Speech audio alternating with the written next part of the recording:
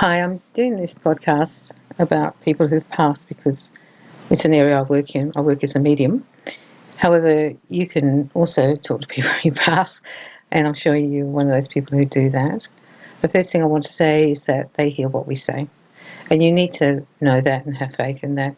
Sometimes when we live down here and we're going through the grief or we really lost them and our heart is breaking, it's very hard to know that they're still hearing what we're saying to them because we can't get the information back because we're in such a big grey cloud that even if they try and communicate with us, they can't get through.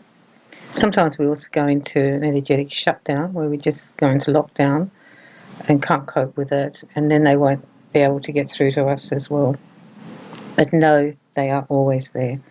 And that's a really good thing for you to understand, that someone who's passed is always there. And if you speak to them telepathically or even out loud or sitting in the car, they hear it. Never think they don't hear it. I had a really interesting thing where the person had spoken about the other person who died and said, oh, they didn't have a good sense of humour, they got no sense of humour. And then during the reading, it came, the person who had died and passed came back and said, I do have a good sense of humour, it's just dry. And I thought, wow, they must have been in their kitchen and hearing what they said. So they are able to access everything we say. So what you said, I don't know if you feel so good about that. Some of the people who have passed in my life have been difficult, so they've probably got a bit of an earful from me sometimes. The good part of it is that they hear, and the second good part of it is they will try and help you. If you ask them to help you, and if they haven't been locked up in the healing rooms and can't get out because they've been a naughty person, they can actually help you. The people who are still in the healing rooms, not so much, and particularly the people who are stubborn and will not learn their lesson and will not step forward, they will not be able to help you. They just can't do it because they can't have the access, and they will block, spirit will block them getting to you. I've had a couple of situations where the person was blocked from getting to me because they were toxic and they were still in their little toxic carrying on temper tantrum place. And then later on, a few years later, maybe 5 or 6 years later, they came through. They're the reasons that you won't be able to hear them or pick them up. You could still speak to them though, if you want to. I think they hear what we say, they're just not allowed to bother us until they've got to a stage where they're going to do it in a good way. Not only do they hear what we say, they can also try and help us. And this is why I'm doing this particular podcast, because I want you to ask for help. We tend not to do that. We think we can do it all on our own down here. But the ones who have passed are very happy to help us, particularly if we had a wonderful relationship with them. And also, if we didn't and they're trying to burn some good karma, may say they were sorry in the way they do it. Ask them to help you. If you're having trouble with your kids, ask them to help. If you want protection, if you want them to pop into your head what you're supposed to do or show you a better way, anything you need help with, just ask them to help you and they will help you, particularly when the relationship was long and nourishing. The people can also come in after a long time. I had a visitation the other day. This was Marge and Clyde that I knew when I was a child, and they believed what a wonderful family mine was. Now they've crossed over. It's taken a long time, maybe, I think they probably crossed 15 years ago, but they turned up the other day to say hello and to wish me well and to say they were sorry they didn't understand what was happening, and afterwards what happened within the family they didn't really understand, but now they do. And I was really surprised because that was a long time after, so I just talked back to them and they looked very bonny and happy and thanked them for the things that they did when I was a little child to make my life better, because she always make these cakes, and then when we went over she'd bring out this little trolley, and I was a little girl who loved cake, and it was like, oh, it was Christmas because Mummy Marge had made all the cakes. Be open to them coming back. It's good for your karma and it's good for their karma, and you don't have to burn it when you cross them. It would have been done. They often come through to explain things.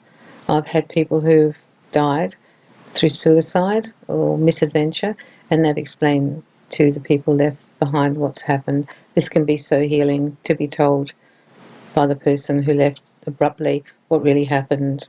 And there can be a lot of guilt when people die from suicide for the ones left, And when someone who's suicided comes back and explains it all and takes the blame off them almost, then that's a good thing. So they will actually come back to right some things.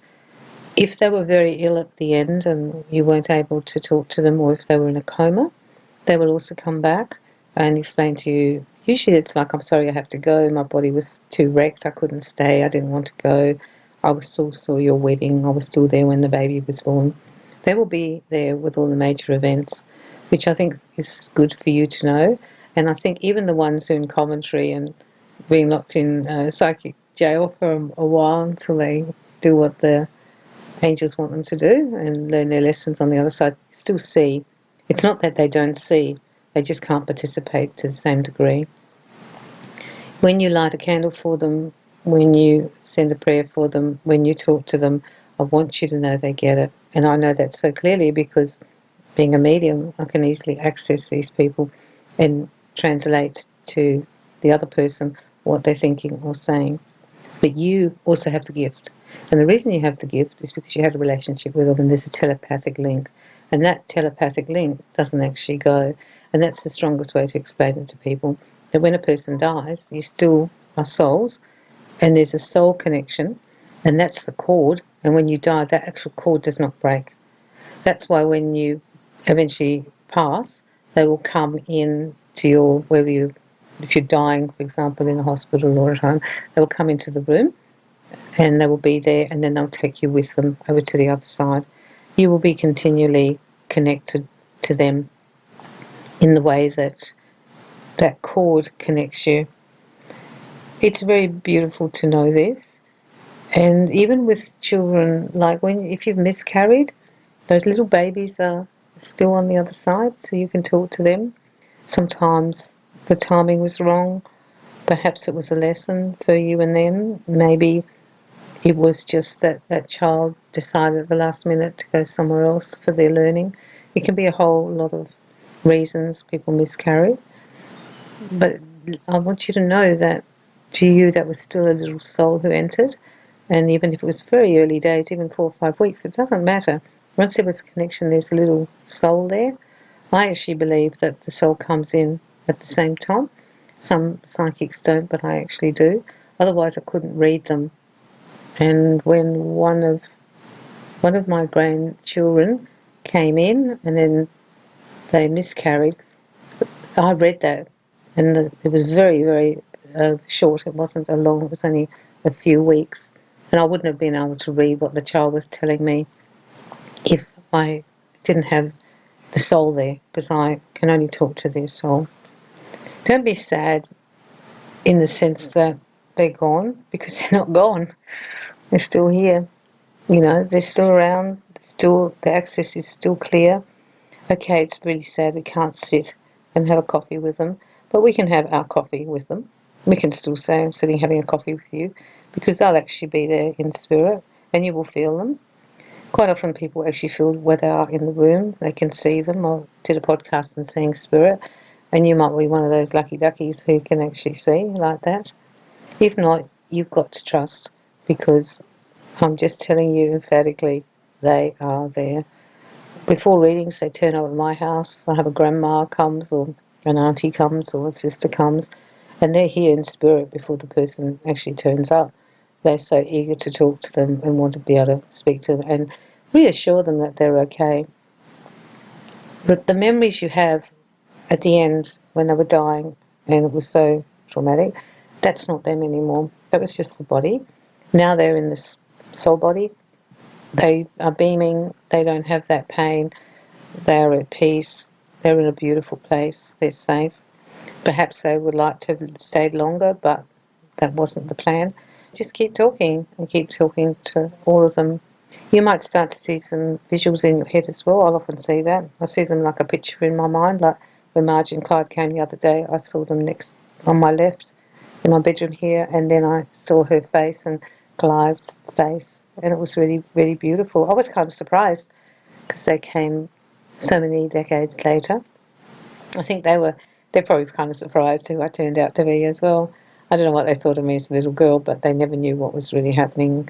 So for them, Or maybe they had to come to terms with things too before they gave me a little visit.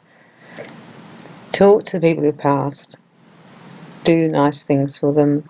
Send them love, send them prayers, send them healing, and ask them to work with you this life. They can still be working on that side and still work with you. Good luck talking to all the, I call them the good people, and I'm sending you love and light.